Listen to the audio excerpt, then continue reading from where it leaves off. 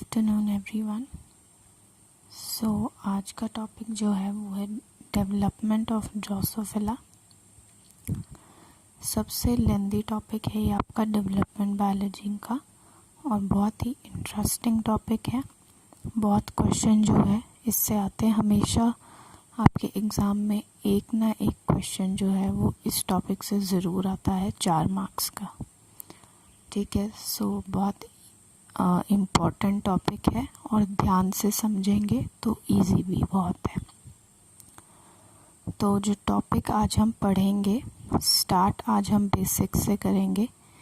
Type of jeans पढ़ेंगे कि कितने टाइप ऑफ जीन्स जो है वो ड्रोसोफिला में इन्वॉल्व हैं। ठीक है, ड्रोसोफिला का बॉडी स्ट्रक्चर पढ़ेंगे, कितने उसमें जो हैं लेग्स होते हैं, कितने विंग्स होते हैं। ठीक है, ये सब हम body structure, general body structure Drosophila का पढ़ेंगे और उसमें फर्टिलाइजेशन जो है वो कैसी होती है, क्लीवेज जो है कैसी होती है। ठीक है, पिछली वीडियो में जैसे कि मैंने आपको बताया था कि 3 टाइप की क्लीवेज होती है, ऑटोनोमस, कंडीशनल एंड सिंसिटियल। तो 2 क्लीवेज जो है वो हमने वहाँ पे पढ़ ली थी। जो सिंसिटियल क्लीवेज है वो आज हम फर्टिलाइजेशन में पढ़ेंगे कि क्या होती है और कैसे होती है। ठीक है, हम अपने वीडियो को स्टार्ट करते हैं टाइप ऑफ जीन्स से। जीन्स पढ़ने से पहले थोड़ा इंट्रोडक्शन हम देख लेते हैं। जो ड्रोसोफिला मेलानोगैस्टर है, ये साइंटिफिक नाम है आपका फ्रूट फ्लाई का और कॉमनली हम इसे कहते हैं फ्रूट फ्लाई अपनी नॉर्मल भाषा में। ठीक है, थॉमसन हंट मॉर्गन जो हैं उन्होंने 1909 में मेलानोगैस्टर जो है आपकी ड्रोसोफिला मेलानोगैस्टर, उसे जो है एक्सपेरिमेंट्स जो हैं उसमें उन्होंने जो है एज अ मॉडल ऑर्गेनिज्म जो है इंट्रोड्यूस किया था कि ये एक ऐसा ऑर्गेनिज्म है जो एक मॉडल ऑर्गेनिज्म बन सकता है और इसमें हम एक्सपेरिमेंट्स जो है वो करके देख सकते हैं। ठीक है, तो एज अ मॉडल ऑर्गेनिज्म जो है फर्स्ट टाइम जो इंट्रोड्यूस किया था ड्रोसोफिला को वो किया था थॉमसन हंट मॉर्गन ने। उसके बाद जो है जो आपकी ड्रोसोफिला मेलानोगैस्टर है उसका सबसे लॉन्गेस्ट स्पर्म होता है पूरे अर्थ में और किसी का भी जो स्पर्म है वो इससे ज़्यादा बड़ा नहीं है। ठीक है, ड्रोसोफिला का जो स्पर्म है वो सबसे बड़ा है पूरे अर्थ में। ठीक है, उसके बाद मैंने आपको बताया कि एज अ मॉडल ऑर्गेनिज्म जो है एक्सपेरिमेंट्स में ड्रोसोफिला जो है वो यूज़ किया जाता है।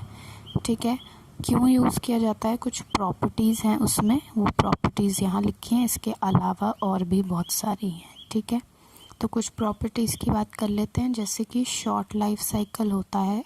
ठीक है, ऑफस्प्रिंग का नंबर बहुत ज़्यादा होता है, easy to handle, easily available, इसका जीनोम जो होता है उसमें मैनिपुलेशन करना इजी होता है।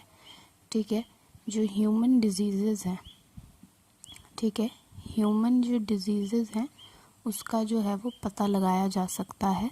ठीक है, इनमें मैनिपुलेशन करके, इनके जीनोम में मैनिपुलेशन करके, और इस वजह से जो है ह्यूमंस में जो कोई प्रॉब्लम है उसको जो है ठीक किया जा सकता है। ठीक है, उसके बाद है कि इनका जो डेवलपमेंट होता है, ठीक है, इनका जो डेवलपमेंट होता है वो टेम्परेचर डिपेंडेंट होता है। ठीक है, थोड़ा कम टेम्परेचर होगा तो ये ठीक है, मान लो 7 दिन में जो है इनका पूरा डेवलपमेंट प्रोसेस जो है वो कंप्लीट होगा। ठीक है, अगर टेम्परेचर हाई होगा तो थोड़े कम दिन जो है 5-6 दिन में जो है इनका जो लाइफ साइकिल है वो कंप्लीट हो जाएगा। ठीक है, तो इनका जो डेवलपमेंट है वो पूरी तरीके से टेम्परेचर डिपेंडेंट होता है। ठीक है, ये कुछ प्रॉपर्टीज़ है आपके ड्रोसोफिला मेलानोगैस्टर की कि क्यों उसे हम मॉडल ऑर्गेनिज्म की तरह यूज़ करते हैं, और कुछ फैक्ट्स हैं जैसे कि ये है लॉन्गेस्ट स्पर्म जो है उसका होता है।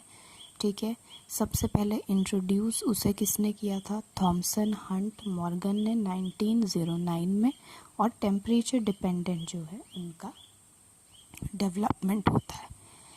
ठीक है, तो अब इसके बाद हम देखते हैं ड्रोसोफिला में जीन्स जो है, टाइप ऑफ जीन्स कौन कौन सी इन्वॉल्व होती हैं। ठीक है, सबसे पहले चार्ट की फॉर्म में आपको बता देती हूँ, ठीक है, कि कितने टाइप ऑफ जीन्स होते हैं। ठीक है,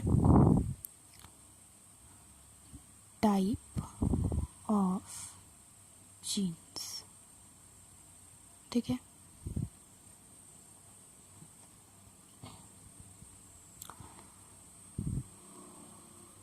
सबसे पहला जो आपका जीन है वो होता है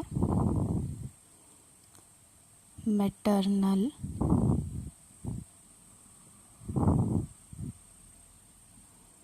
जीन। ठीक है, सबसे पहला जो जीन है वो है मैटरनल जीन। ठीक है, दूसरा जो आपका जीन है वो है ज़ाइगोटिक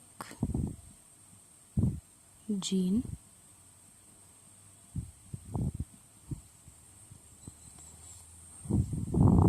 और थर्ड वन जो है वो है आपका होमियोटिक सेलेक्टर जीन।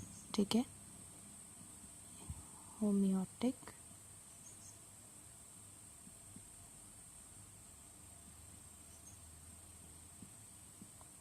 Selector gene. ठीक है, ये 3 टाइप के आपके जो हैं जीन्स जो हैं वो ड्रोसोफिला में इन्वॉल्व होते हैं। ठीक है, जो आपके ज़ाइगोटिक जीन है उनका एक दूसरा नाम भी है जिसे हम कहते हैं सेगमेंटेशन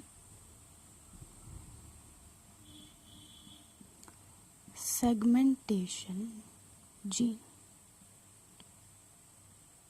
ठीक है, ये है दूसरा नाम। उसके बाद इसके कुछ सब पार्ट्स भी हैं। ठीक है, क्या सब पार्ट्स हैं? गैप जीन, ठीक है, गैप जीन। दूसरा है pair rule gene, pair rule gene. और तीसरा है segment polarity gene, segment polarity gene. ठीक है, जो मैटरनल जीन्स होते हैं वो आपके काम करते हैं बिफोर बर्थ, बर्थ से पहले, बिफोर बर्थ। जो आपके ज़ाइगोटिक जीन्स होते हैं वो काम करते हैं आफ्टर बर्थ। ठीक है, बर्थ जब हो जाता है तो उसके बाद जो है आपके ज़ाइगोटिक जीन्स काम करते हैं। ठीक है, अब हम देखते हैं कि मैटरनल जीन में कौन कौन से जीन हैं। ठीक है, देन ज़ाइगोटिक जीन्स में कौन कौन से जीन्स हैं और होमियोटिक जीन में कौन कौन से जीन हैं। ठीक है, यहाँ पे मैंने सारे जीन्स के नाम जो हैं वो लिख दिए हैं। ठीक है, सबसे पहले है मैटरनल जीन। ठीक है, ये सारे नाम जो हैं आपको याद होने चाहिए, इन पे क्वेश्चन आते हैं। ठीक है, तो मैटरनल जीन्स जो हैं जो कि बिफोर बर्थ काम करती हैं, बिफोर फर्टिलाइजेशन काम करती हैं, वो जो है कौन कौन है आपकी?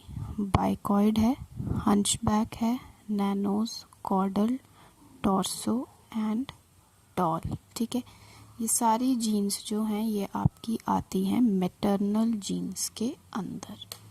ठीक है, उसके बाद जो आपके गैप जीन है, पेयर रूल जीन है, सेगमेंट पोलैरिटी जीन है, ये सारे तीनों जो हैं ये आपके हैं ज़ाइगोटिक या सेगमेंटेशन जीन, जो कि आफ्टर फर्टिलाइजेशन काम करते हैं। ठीक है, गैप जीन्स में कौन कौन आता है?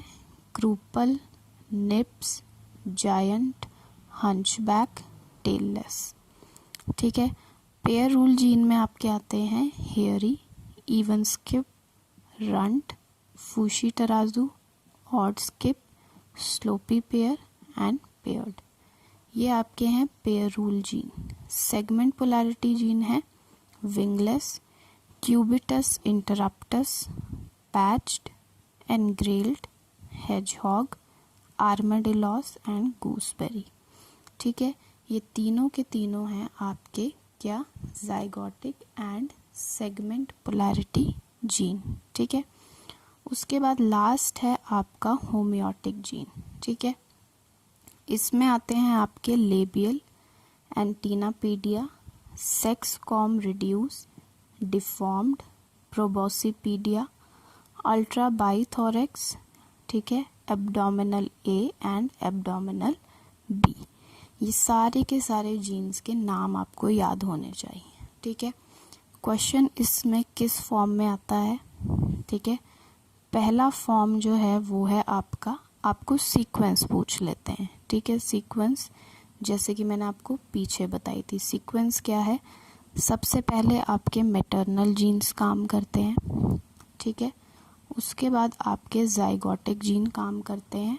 ठीक है, जाइगोटिक जीन में भी उनके सब पार्ट में सबसे पहले गैप जीन काम करते हैं, then pair rule gene, then segment polarity gene, और लास्ट में जो काम करते हैं वो आपके करते हैं होमियोटिक जीन। ठीक है, तो सीक्वेंस आपको याद होना चाहिए कि सबसे पहले जो हैं वो हैं आपके मैटरनल जीन काम करेंगे सबसे पहले। ठीक है, उसके बाद आपके काम करते हैं गैप जीन। ठीक है, गैप जीन के बाद काम करेंगे आपके pair rule gene. Pair rule gene के बाद काम करेंगे सेगमेंट पोलैरिटी,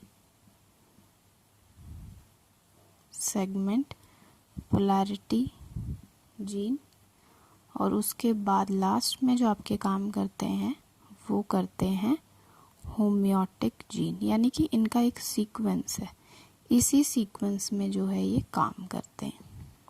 ठीक है, पहला क्वेश्चन तो आपको ये आ जाएगा, इनकी सीक्वेंस। ठीक है, सीक्वेंस पे क्वेश्चन आता है। दूसरा क्वेश्चन क्या आता है? ठीक है, इनके बीच में से जैसे मान लो आपको सीक्वेंस ही पूछ लेंगे और इनके बीच से मान लो इनमें जीन्स का किसी का नाम दे देंगे। ठीक है, कि अरेंज करना है। ठीक है, तो आपको अगर पता नहीं होगा कि मैटरनल जीन में कौन सी जीन है, गैप में कौन सी है, या होमियोटिक में कौन सी, तो आप नहीं कर पाओगे लाइक। ठीक है, राइट। तो आपको कैसे दिया होगा, मान लो आपको जीन्स के नाम दे दिए और सेलेक्ट आपको जो है अरेंज करना है इनको। ठीक है, तो जैसे आपको दे दिया बाइकॉइड दे दिया। ठीक है, बाइकॉइड दे दिया, फिर गैप जीन्स में से जैसे मान लो आपको टेल लेस दे दिया। ठीक है, फिर पेयर रूल जीन में से आपको हेयर ही दे दिया। ठीक है, इसमें सेगमेंट पोलैरिटी जीन से आपको विंगलेस दे दिया, और होमियोटिक जीन में से मान लो आपको अल्ट्रा बाइथोरेक्स दे दिया। ठीक है, तो ये आपको बोला कि अब इनको सीक्वेंस वाइज अरेंज करो। ठीक है, तो अगर आपको पता ही नहीं है कि बाइकॉइड जो है वो मैटरनल में आता है कि गैप में आता है कि पेयर में आता है, तो आप उसको अरेंज नहीं कर पाओगे। ठीक है, अगर ये आपको पूरा जो आपको जीन्स हैं ये एक याद हैं अच्छे से, तो वो क्वेश्चन जो है आप इजीली कर सकते हैं।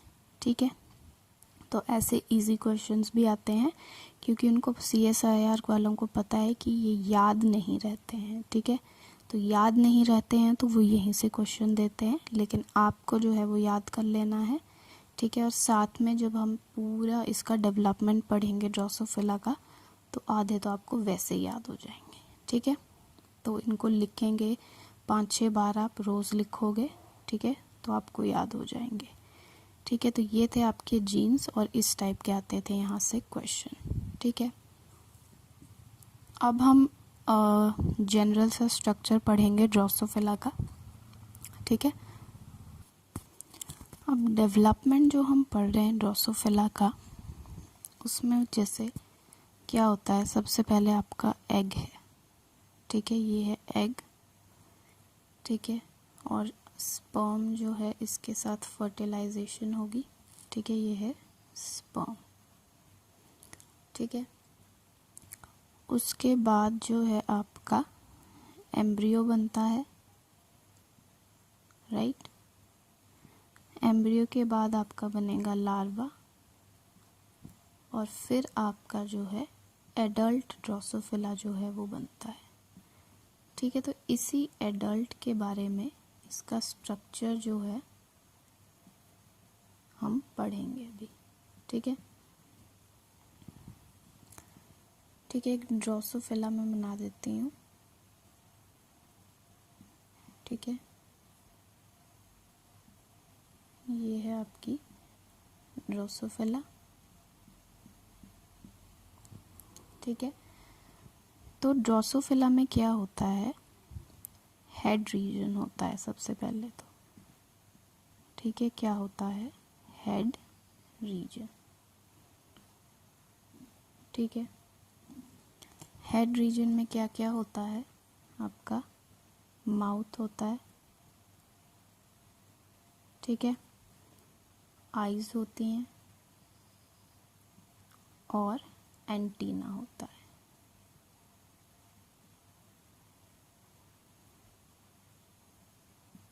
ठीक है, माउथ, आईज एंड एंटीना। दूसरा रीजन जो होता है वो होता है थोरेसिक रीजन। ठीक है, थोरेसिक रीजन। थोरेसिक रीजन में क्या क्या होते हैं आपके, T1, T2, T3। ठीक है, T1, T2 एंड T3 में जो है इनको डिवाइड किया गया है। T1, ठीक है, थोरेसिक रीजन 1, यानी कि उसमें क्या होता है आपका वन पेयर ऑफ लेग होता है। ठीक है, मान लो ये हेड की बात की अभी हमने इतने की। फिर थोरेसिक रीजन में आ जाएगा आपका पहला सेगमेंट। ठीक है, इस पहले सेगमेंट में क्या बोला है कि 1 पेयर ऑफ जीन यानी कि 2 लेग्स होंगी। ठीक है, T2 में जो उससे अगला सेगमेंट है उसकी बात कर रहे हैं, तो वहाँ पे क्या होगा, वहाँ पे भी 1 पेयर ऑफ लेग। ठीक है, 1 पेयर ऑफ लेग होगा और साथ में होगा 1 पेयर ऑफ विंग। ठीक है, 1 पेयर ऑफ विंग। ठीक है, यहाँ पे इस रीजन में यहाँ पे बोला है लेग होगा और 1 पेयर ऑफ विंग होगा, यानी 2 लेग्स होंगी और 2 विंग्स होंगी। ठीक है, थर्ड में क्या है, 1 पेयर ऑफ लेग होगा और होगा पेयर ऑफ हाल्टियर। ठीक है, पेयर ऑफ हाल्टियर्स। ठीक है, हाल्टियर्स क्या होते हैं, हाल्टियर्स जो होते हैं वो होते हैं आपके बैलेंसर्स। ठीक है, बैलेंसर्स यानी कि जो आपकी ड्रोसोफिला होती है जब वो उड़ रही होती है तो उसका जो है क्या जो बैलेंस बनाने में जो है ये हाल्टियर्स जो हैं ये हेल्प करते हैं। ठीक है, और जो आपका लास्ट जो सेगमेंट है, ठीक है, वो है आपका एब्डोमेन। ठीक है, एब्डोमेन सेगमेंट, दिस पोर्शन, ये पीछे वाला। ठीक है, ये है आपका एब्डोमेन। ठीक है, तो ये नॉर्मल सा जनरल सा स्ट्रक्चर हो गया आपका ड्रोसोफिला का। ठीक है, अब फर्टिलाइजेशन की तरफ चलते हैं। अब हम जो है वो फर्टिलाइजेशन पढ़ रहे हैं।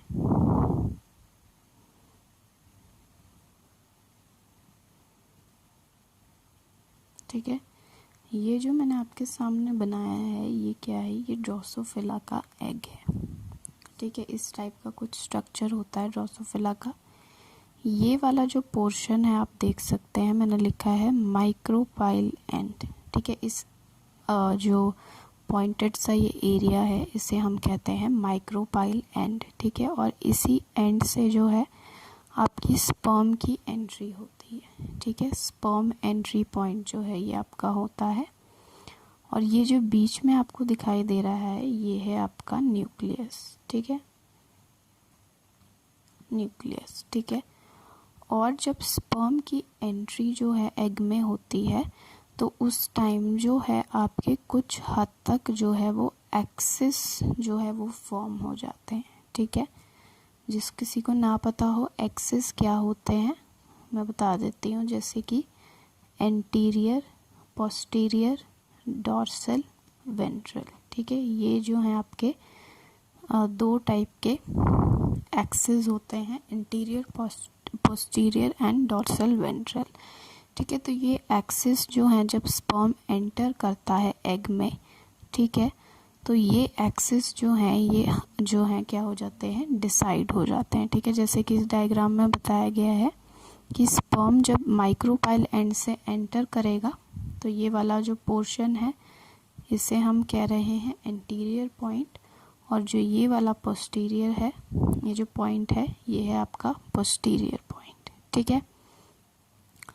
तो जो स्पर्म की एंट्री है, कुछ पॉइंट्स हैं जो बता देती हूँ। स्पर्म की एंट्री जो है वो आपकी होती है माइक्रोपाइल एंड से, ठीक है।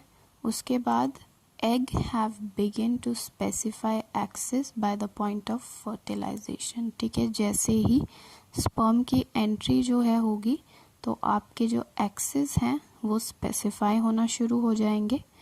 और थर्ड पॉइंट जो इसमें स्टोर्ड mRNA होता है, ठीक है, mRNA, स्टोर्ड mRNA जो यहाँ पे होता है वो ट्रांसलेशन करना शुरू कर देता है, यानी कि प्रोटीन्स बनाना जो है वो शुरू कर देता है, ठीक है। तो ये था आपका जनरल सा स्ट्रक्चर और कुछ बातें एग के बारे में कि कहाँ से जो है एंट्री होती है और एंट्री होने के बाद कौन कौन सी प्रोसेसेस जो हैं वो शुरू हो जाती हैं, ठीक है। अब टाइप आपको पता है, ड्रोसोफिला का जो एग होता है उसमें सिनसिटियल टाइप का क्लीवेज होता है, ठीक है। तो अब हम जो क्लीवेज है उसके बारे में बात करेंगे, ठीक है। एग टाइप कौन सा होता है, डिवीजन कैसे होती है, ठीक है, इन सब चीज़ों के बारे में हम बात करेंगे। ओके, तो ये कुछ पॉइंट्स हैं जो कि आपको याद रखने हैं, ठीक है। जैसे कि सिनसिटियल क्लीवेज होता है ड्रोसोफिला में, ठीक है। एग टाइप जो होता है वो होता है आपका सेंट्रोलेसिथल, क्लीवेज जो है वो होती है सुपरफिशियल, डिवीजन जो है वो आपका होता है कैरियोकाइनेसिस टाइप का, ठीक है। कैरियोकाइनेसिस मतलब सिर्फ और सिर्फ आपका न्यूक्लियस जो है वो डिवाइड करता है, साइटोप्लाज्म जो है एज इट इज़ रहता है, ठीक है, वो डिवाइड नहीं करेगा, ठीक है। इसमें सिर्फ आपका एस और एम फेज जो हैं आपके वो चलते हैं और बाकी के दो फेज जो होते हैं वो इसमें एब्सेंट होते हैं, ठीक है। उसके बाद मेटामॉर्फोसिस जो है आपका वो आपका होता है होलो मेटाबॉलस, यानी कि कंप्लीट टाइप की आपकी मेटामॉर्फोसिस होती है, ठीक है। कंप्लीट टाइप की मतलब कि इसमें आपका लार्वा भी बनेगा, प्यूपा भी बनेगा, मतलब सारी स्टेजेस जो हैं इसमें प्रेजेंट होती हैं, कोई भी स्टेज एब्सेंट नहीं होती। तो वो होता है आपका कंप्लीट या होलो मेटाबॉलस डिवीजन।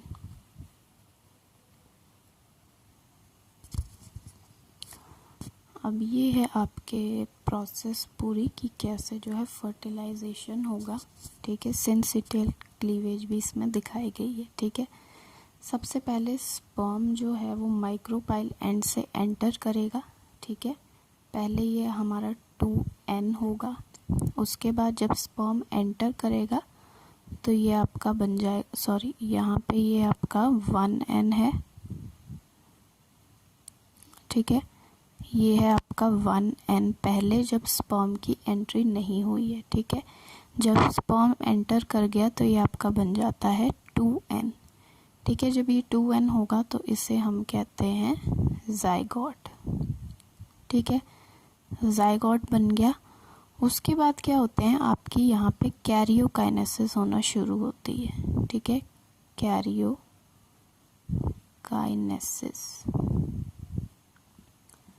कैरियोकाइनेसिस होना शुरू होती है। कैरियोकाइनेसिस मतलब ये जो हमारे न्यूक्लियस है ये रैपिडली डिवाइड करना शुरू करेंगे और साइटोप्लाज्म जो है वो एज इट इज़ वैसे का वैसा ही रहेगा।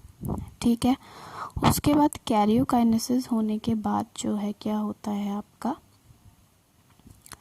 जो सेल्स हैं वो अरेंज होना शुरू होते हैं। ठीक है, जैसे कि आप ये देख सकते हो, पहले ये एकदम स्ट्रेट थी आपकी इनर वॉल, अब ये वॉल जो है ये थोड़ा थोड़ा फोल्ड होना शुरू हो रही है और जो आपके न्यूक्लियस हैं ये जाके साइड में जो पेरिफेरी एरिया है वहाँ पे अरेंज हो रहे हैं, और कुछ जो आपके ये सेल्स हैं ये जाके ऐसे बाहर अरेंज हो गए हैं। ठीक है, ये जो बाहर अरेंज हो गए हैं इन्हें हम बोलते हैं पोल सेल्स।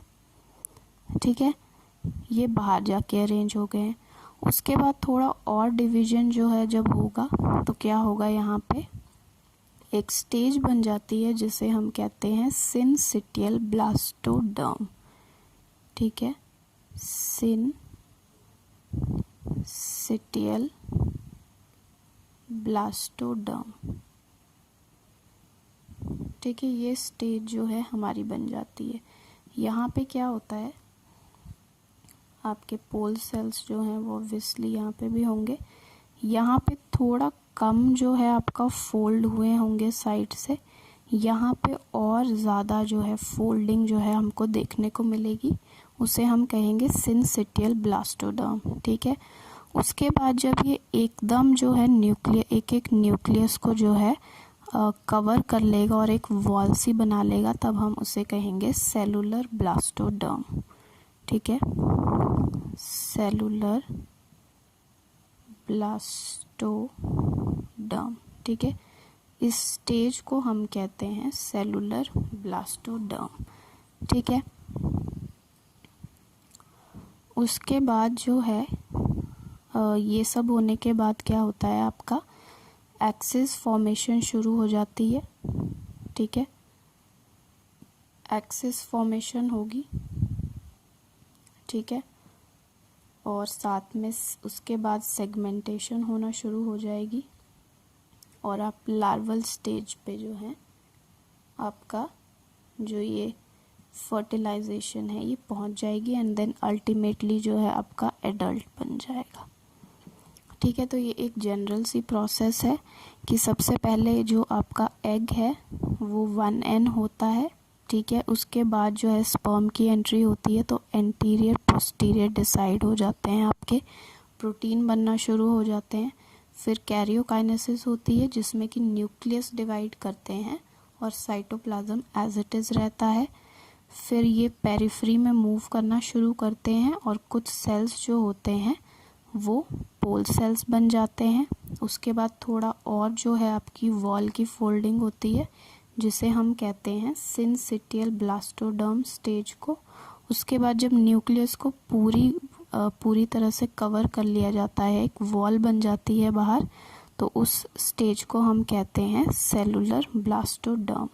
उसके बाद आपकी एक्सिस फॉर्मेशन होगी, सेगमेंटेशन होंगी, लार्वा स्टेज पे पहुंचेंगे एंड अल्टीमेटली जो है आपका एडल्ट जो है वो फॉर्म हो जाता है। ठीक है, सो आज की वीडियो में हम इतना ही पढ़ेंगे। कल जो है हम स्टार्ट करेंगे मैटरनल जीन्स के साथ। ठीक है, कुछ समझ में ना आया हो तो कमेंट सेक्शन में बता सकते हैं आप मेरे को, मैं दोबारा समझा दूंगी। ठीक है, चैनल को लाइक एंड सब्सक्राइब करिए अगर आपको वीडियोस जो हैं पसंद आ रही हैं और आप चाहते हैं कि मैं रेगुलर बेसिस पे जो है आपके लिए वीडियोस बनाऊं, तो चैनल को प्लीज़ लाइक एंड सब्सक्राइब करिए। ठीक है, सो अब मिलते हैं हम कल। ठीक है, मैटरनल जीन्स के साथ। ठीक है, तब के लिए thank you so much for watching this video.